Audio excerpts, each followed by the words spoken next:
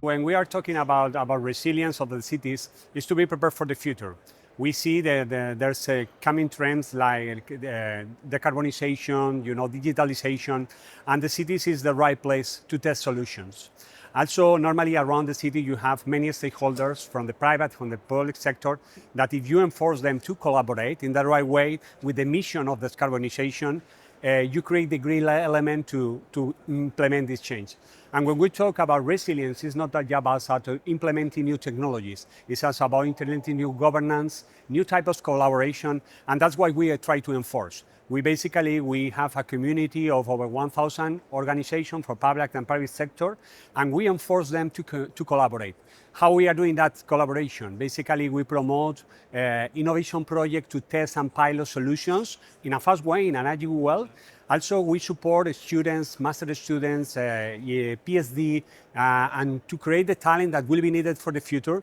And last but not least, we invest in startups. We support over 1,000 startups. We have invested over 150 startups that will be a key element to drive this innovation in cities. I think with electrification, with the reduction of number of cars in cities and the speed, we have seen that the exhaust emissions are reduction, but on the other hand, we have seen an increase of non-exhaust emission.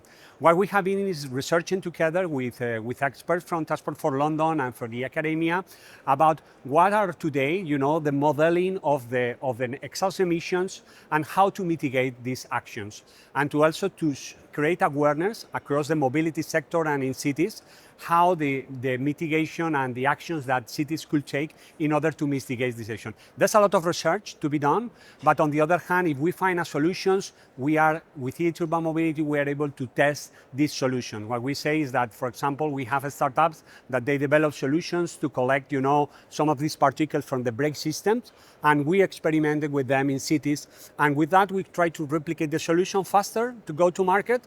But on the other hand, research and innovation should be very close, because most of the challenge that we have for the future really requires, higher level of cooperation. I was in the US last summer, visiting in San Francisco, what the autonomous market is developing.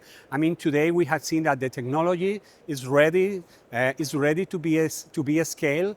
It's not a problem just about piloting, it's about scaling technology.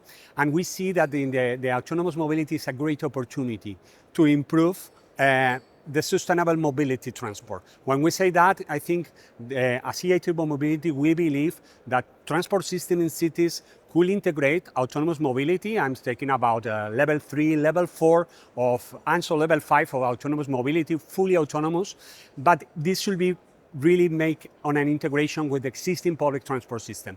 Because what we cannot do is to introduce new vehicles that at the end will create more congestion. What we need to do is to create efficiency. And we have a very efficient transport system, at least in Europe, that is public transport.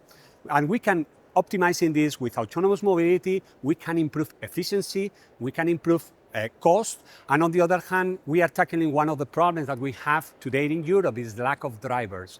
I think that's really an issue in Europe, and with autonomous mobility and implementing this technology in European cities, we can improve the efficiency of our transport system.